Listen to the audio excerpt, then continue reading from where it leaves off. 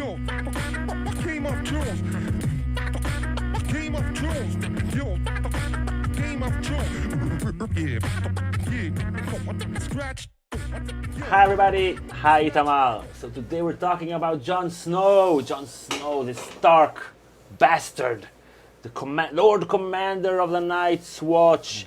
He was betrayed by his own soldiers, killed, and he is now dead. Mostly dead. So what will we see from Jon Snow in season 6? Let's talk about Jon a little. Let's talk about his Jon a little. character and his hobbies and his Favorite colors? and his fantasies. Black. Favorite color? Black. He's a bastard. Okay, I know Bastard. that. I know that. But he's a leader. He was groomed for command, not only by the Lord Commander, Okay. but by he himself.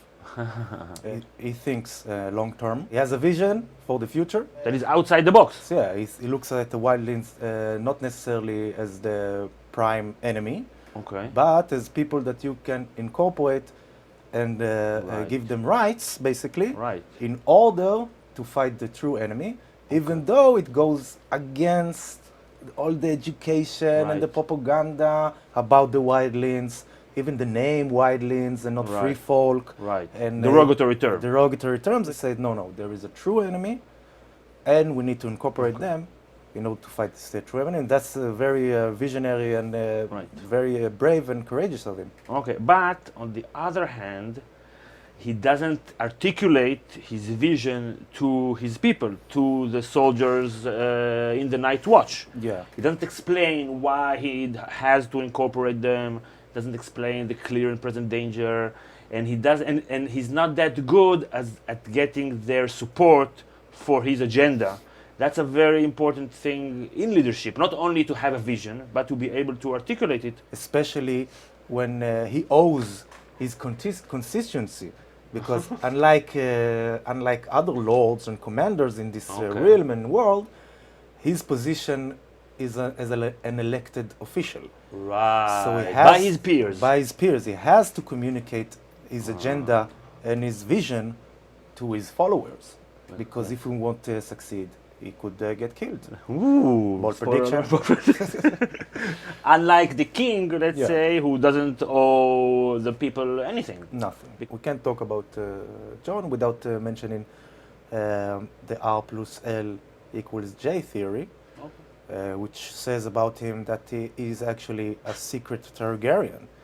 Jon is actually the son of Lyanna Stark and Rhaegar Targaryen, which makes him the nephew of Daenerys. Yeah, nephew of Daenerys, and it makes him royalty as well. Gail? That's a good point. That's a good point. Yeah. We can see that even though he was a Lord Commander, he's still a bastard, Yeah. even in the Night's Watch. A bastard in the medieval world is like an outcast. He doesn't have a name. Like Snow is like this neutral name that everyone gets in the north. You have no allegiance, you have no support from a family, from a branch.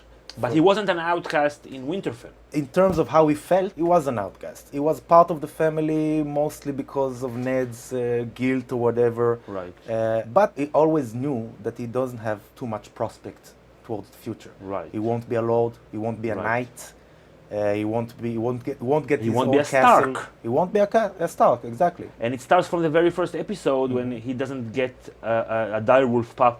The first 5 are given to the Stark children, and only when they find an extra one, they say, "Oh, okay, well, you can have it." And afterwards, he doesn't get a seat at the table. When we sit with all the riffraffs, we sit with the mob, Right. with the help, not with the family. The finding of the direwolf pups was obviously a foreshadowing. For a lot of things. In the case of Jon, it says something about him, like he's a lone wolf. A lone wolf.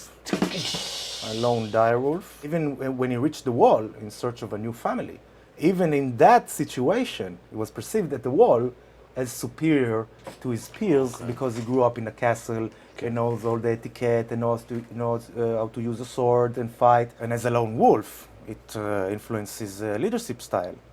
That he acts alone with his own rationale and his own vision, but it doesn't feel necessarily the need to tell everyone. To incorporate others into the decision-making process. Yeah, Okay. he's still a lone wolf as a leader. He's not at home in Winterfell, but he's not at home at the Wall. And the Wall itself is kind of an ex-territory that is between the political realm and the fantasy-like creatures. So it's not the fantasy land, but it's not the political realm. Yeah. And he's not a Stark, he's not a Targaryen. And now, when he will be resurrected, spoiler alert, he will not be a human, but won't be an unhuman. So he will be like the intersection of all things that he is not. Yeah. Maybe. Yeah. Story-wise, it's very symbolic in the sense that his role in the story is to, as I perceived it, and you agree with me, is to be this aggregator of identities and connection between two worlds, like you said, the fantasy element of the story and the political element of the story. And the lords and the lowborn as well. Yeah, and humans and unhumans and Westerosis against the wildlings. Right. And he never had a place of his own, so I think he will bridge all of these, contriving identities and bring and usher maybe an era of peace.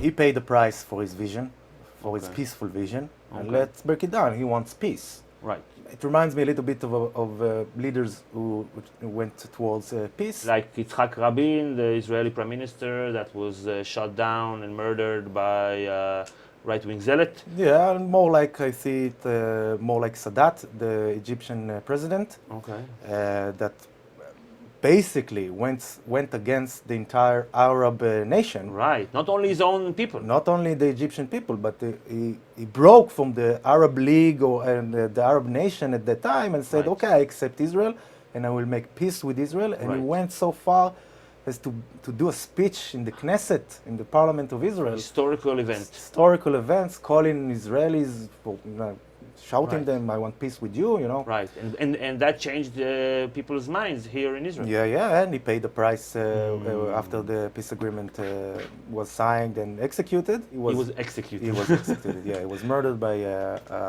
Islamic radicals or something like that. Okay, but we're getting ahead of ourselves. Let's talk about season 6. So will we find out this season that he's a secret Targaryen, that he's a Azor Ahai, maybe in the eyes of Melisandre, that he's a warg? What do you think?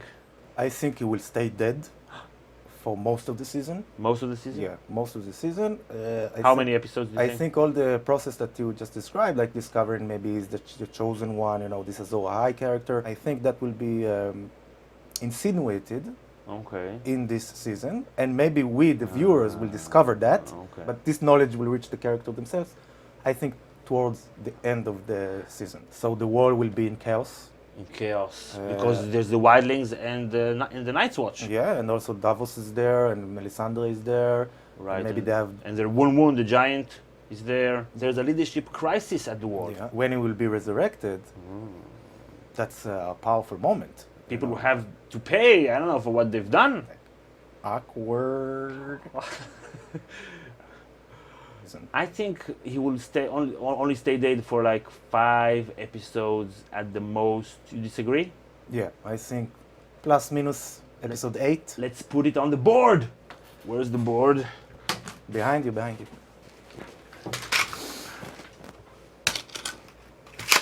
Okay. So we've got a board. Gil.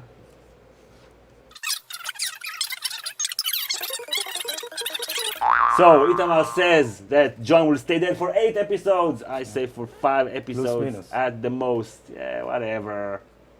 Over under episode 8. I say up to 5 episodes. So we're putting our heads on the chopping block on the board. So we'll talk about that during the season. We'll see who's right and who is wrong. And please write down your predictions in the comments so you'll have skin in the game as well. Okay, so I think that once he comes back, he will end the season in Winterfell after beating the Boltons, and he will be with Sansa by the end of the season. What do you think? I don't see it. You don't see it? Maybe next season. I see him waking up. On the board, let's put it on the I board. see him waking up. I see him changing, because we know that when you're resurrected in this world, you lose something. And that goes to his character perfectly, because he always has this identity which is that he loses. He's not a Stark. He sheds his Stark identity and go to be a black brother, and then he sheds his black brotherness and goes to the wildlings, and then he sheds his wildlingness and get to command. And then now he has to shed his Humanity. humanity, and walk into Ghost and understand something about the connection with him and his puppy, dog, wolf. And then also with the undead, whatever fantasy elements in the story. Yeah. And then he will have to come to bring that back as this savior, but not a savior in the sense that, a hero. Azur Ahai, not a hero that will defeat the light, but a peacemaker. Bottom line, I see him conquering Winterfell. Itamar sees him doing nothing. Nothing. Absolutely nothing. Okay, so we'll get back to that during the season. So, if you have your own predictions, please write them down in the comments. Subscribe to get our episode reviews during the season and Q&As and episode previews with predictions for every episode. And check out our Patreon page below to support and sponsor our channel. Thanks everybody. We'll see you all next time. Bye. Yep.